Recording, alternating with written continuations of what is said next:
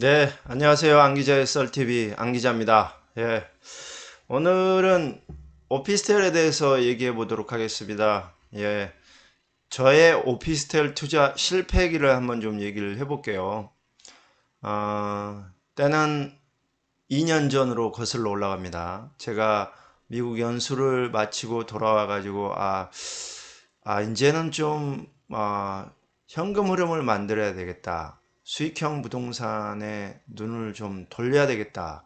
이런 생각을 했었습니다. 왜냐하면 주택 규제가 너무 심했기 때문이죠. 그러다가 제 지인을 지인이 분양대행 업체 직원이었어요. 오피스텔. 그래서 그 지인의 소개를 받고 그 직원을 만나서 오피스텔을 투자하게 됐습니다. 사실 그때 오피스텔에 대해서는 전혀 알지 못했습니다.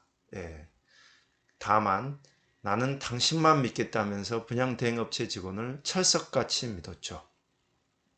그러고 나서 계약을 하고 나서 대출 받으러 나왔는데 분양 대행업체 직원은 대출이 뭐 70% 이상 나온다. 그리고 그렇게 하면 투자 수익률이 10%는 나온다. 이렇게 얘기를 했거든요. 은행에 갔더니 안 나온다는 거예요. 와, 황당했죠. 그래서 아니 어떻게 된 거냐? 이것도 모르고 나한테 소개를 했냐 그랬더니 다른 사람들은 다 나왔다. 이해할 수 없다. 이렇게 얘기를 하는 거예요. 참 황당하면서도 내가 너무 내 스스로 오피스텔에 대해서 파악하지 못하고 그냥 달려들었구나, 급한 마음에. 이런 생각을 했습니다. 그러고 나서 또 이제 계약을 하려고 보는데 이게 좀 이상한 거예요. 사실은 그때 제가 이제 강동구에 있는 아파트를 팔아야 되는 상황이었어요. 일시적 1가구 2주택 중첩 기간이 이제 지나할 수 있기 때문에 팔아야 되는 상황이었는데 이 오피스텔을 사면 이 오피스텔이 주거용 오피스텔로 쓰이게 되면 이게 주택수에 포함이 돼 버려요. 양도세 산정할 때. 그러면서 제가 갑자기 2주택자, 3주택, 2주택자가 돼버리는 거죠. 뭐 복잡하게 얘기하면 좀 그러니까 2주택자가 돼서 제가 양도세 중과가 될 상황이 발생을 하게 된 겁니다. 그래서 부랴부랴 그 계약을 후배가 보유하고 있는 부동산 법인으로 돌렸어요. 제가 그 법인에 가수금을 넣는 걸로 하고 돌려가지고 겨우 마쳤는데 이게 부동산 법인이다 보니 이 또 오히려 또 대출이 더 안 나오는 거예요. 그리고 대출 금리도 또 높아지고 그러면서 대출 뭐 투자 수익률이 10%는 될 거라고 했던 게 결국에는 투자 수익률이 5% 이거밖에 안 된 겁니다. 그리고 이 법인에서 처음 임대를 냈을 때는 60만 원을 받았어요, 월세를. 그런데 이게 옆에 또 새로운 오피스텔이 생기다 보니까 물량이 터지면서 1년 뒤에는 이게 월세를 50만 원밖에 못 받았습니다. 그러면 이제 투자 수익률이 더 떨어진 거죠. 네, 이런 상황입니다. 예, 한 5, 6천 투자했는데요. 한 20만 원 떨어집니다. 예, 참 이 황당한 상황인 거죠. 이런 것들을 좀 생각을 해보면 그 오피스텔은 천안 아산역 근처에 있는 소형 오피스텔입니다. 물론 임대 수요가 뭐 나쁘지 않은 지역인데 워낙 또 물량도 많고 그러다 보니까 아, 이런 상황이 발생을 했는데 제가 돌아보면서 이 오피스텔 투자를 하면서 느끼게 된 점은 투자는 오롯이 자기의 몫이다. 전문가라고 하는 사람 말을 믿지 마라. 세금 문제며 대출 문제며 이런 것들은 모두 자기가 알아봐야 된다. 분양대행업체 직원들 잘 모릅니다. 아주 전문가 아니면 몰라요. 그리고 대출은 개인에 따라 다르기 때문에 얼마가 나올지는 탁감을 맡겨봐야 돼요. 가감점을 맡겨봐야 돼요. 그래서 투자는 자기의 몫인 거고, 그리고 오피스텔 투자를 할 때, 특히나 수익형 부동산 투자를 할 때는 너무 수익률에 연연하지 마십시오. 투자 수익률 10%, 실제로 들여다보면 10%안 나옵니다. 금리 올라가죠.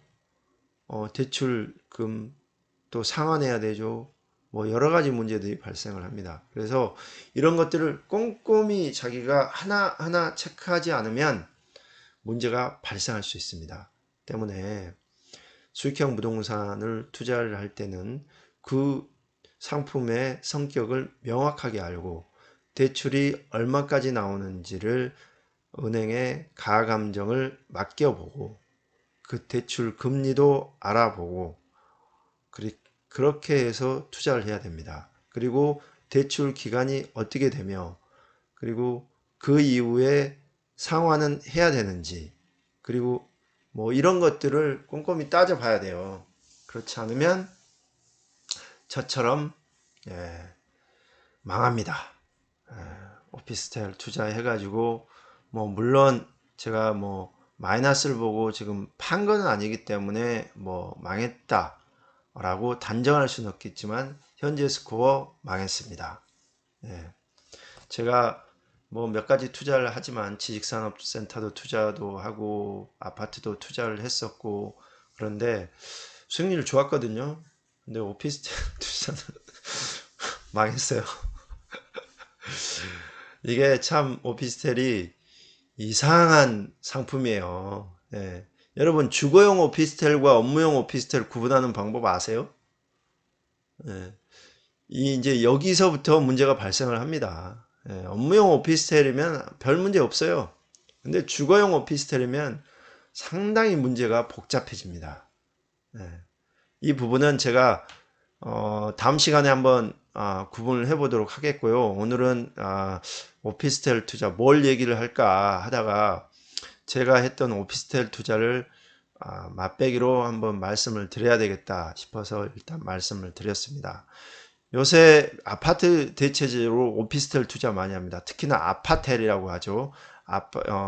뭐 전용 5구제곱미터, 84제곱미터 이상의 어떤 오피스텔을 아파텔이라고 해서 이 투자자들 투자를 많이 하는데요. 저는 그렇게 생각해요. 뭐 2030 세대들 청약 점수는 나오지 않고 그리고 인플레이션은 해지를 해야 된다.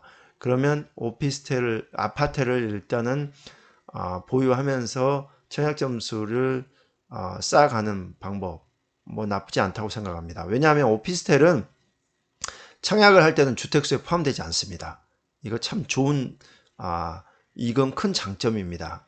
그렇기 때문에 그렇게 되는데 그런데 이제 그런 방법이 아니고 기존에 주택이 있던 분들이 뭐 퇴직 후에 자기 어떤 현금 흐름을 만들겠다 이러면서 오피스텔을 사게 되면 복잡해집니다. 아주 골 때리는 상황이 발생을 해요. 지금 상황으로서는 그렇습니다. 뭐 윤석열 정부가 오피스텔에 대해서 조금 뭔가 수정을 하고 할 것 같은데요. 지금 스코어는 그렇습니다. 때문에 오피스텔 투자는 주의하셔야 됩니다. 주의하셔야 되고 그렇고요. 지금까지 제가 망한 투자 경험담을 말씀을 드렸습니다. 오늘은 이만하고요. 꼭 구독과 댓글 부탁드릴게요. 감사합니다.